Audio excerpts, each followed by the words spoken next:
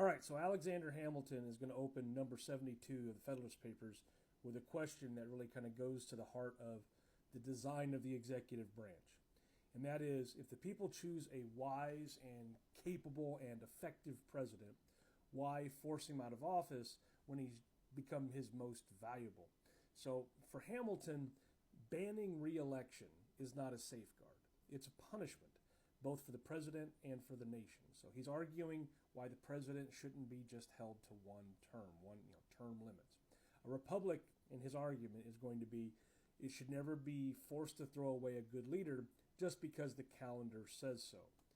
I'm Matt Haskell. I'm a high school history and civics teacher, and we're making our way through all 85 of the Federalist Papers.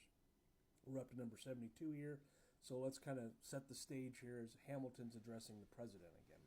So when the anti-federalists are making their challenges to the Constitution, some of them argued that limiting the president to one term would prevent certain things like corruption and ambition, and then executive overreach, and then the rise of political dynasty. And Hamilton argues that they're wrong on every count, because he's going to go on and say that re-election strengthens accountability, and it improves performance, and it protects the nation from instability. A president that's barred from running again has no reason to answer to the people, and every reason just to kind of coast through his time in office. Now, Hamilton's main claim is that the possibility of re-election motivates a president to do things like govern well and to avoid corruption and to remain accountable to the people. If you remove re-election, you remove incentive and responsibility and continuity and expertise and also public control. So Hamilton's argument would be that term limits weaken the office far more than they restrain the office. Now, he insists that the hope of re-election is one of the strongest forces that keeps a president focused on the general welfare of the people. And so he will say that a president who wants another term listens more carefully, governs more responsibly, avoids reckless decisions, maintains public confidence, but also works harder to serve the nation. If you have a president who cannot run again, there's no direct electoral check. So Hamilton kind of puts out a blunt warning here when he says a leader unaccountable to the people is more dangerous than a leader that's seeking the approval of the people. So he'll go on to make a practical point then, and that is presidential experience cannot be replaced easily. A president who has, if you've got a president who has learned foreign policy and built coalitions, maybe earned trust abroad on the international stage, and mastered the complexities of the administration, well, those things should not be just thrown away simply because his term is over. So removing the person from office just as he becomes effective hurts the nation more than it helps it. And so experience is not a threat. It's actually an asset to the nation. Now, a one-term limit for Hamilton, well, he's going to argue that it creates, constant disruption, unstable policy, weak diplomacy, rolling uncertainty, and then this loss of institutional memory. So friendly nations prefer predictable leadership. Rival nations would exploit the transitions. So the repeated turnover would create, chaos, change for its own sake. And Hamilton says all that is change for its own sake is recipe for national insecurity. Now, accountability becomes kind of an important point for Hamilton, and it's probably his sharpest point because he says if a president cannot run again, he becomes less accountable and less responsive, more arrogant, more insulated, and tempted more towards self-interest. So the president no longer faces the judgment of the people. And Hamilton believes accountability then depends on the ability of the people to reward good behavior and punish bad behavior through elections. Removing that possibility of reward, and well, then you weaken the power of punishment.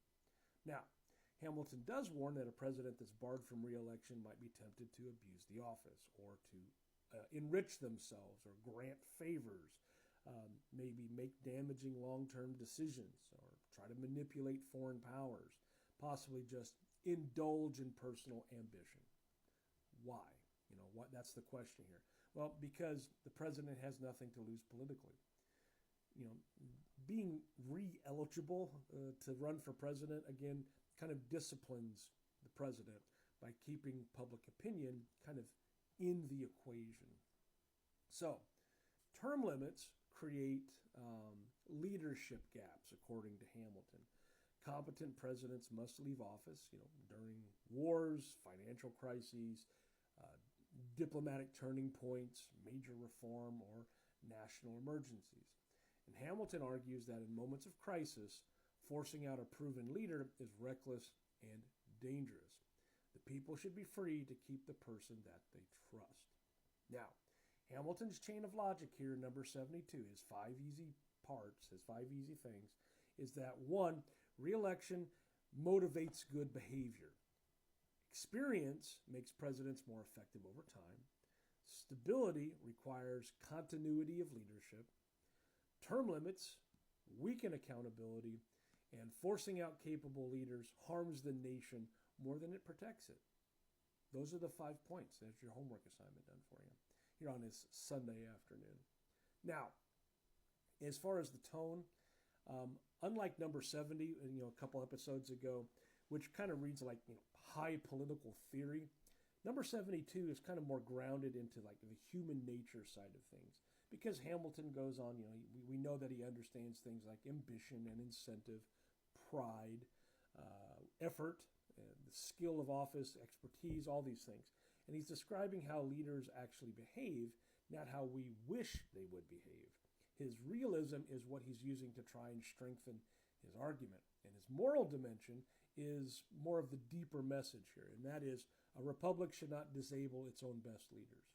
Term limits assume that power always corrupts, and Hamilton assumes something else, and that is good leaders exist, and the people deserve the freedom to re-elect the people the person in office. Removing that freedom is an injury to things like public judgment and experience, wisdom, continuity in government, and then just constitutional choice. The people should decide, not the calendar. Number 72 directly relates back to modern debates about presidential term limits, the 22nd Amendment, executive accountability, long-term leadership, and then the balance between experience and rotation. In Hamilton's argument, they still resonate.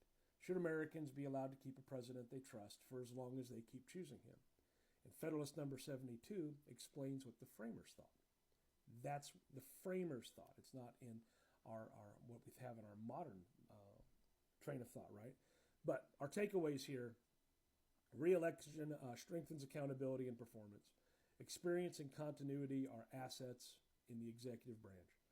Term limits protect liberty less than they disrupt leadership. Number 72 is kind of controversial, especially in light of what we're going through right now here, 2025 going into 2026.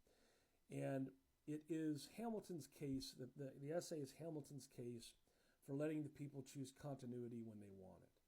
He believes the president is too important and the nation too complex for talent to be just discarded on a schedule. Re-election doesn't threaten freedom, it preserves freedom. It ensures the people always retain the ultimate power of choice. Now, that choice was taken away with the 22nd Amendment. That's after FDR had his 4 elections into office. And I've seen some comments and other things where people are wanting term limits for members of Congress.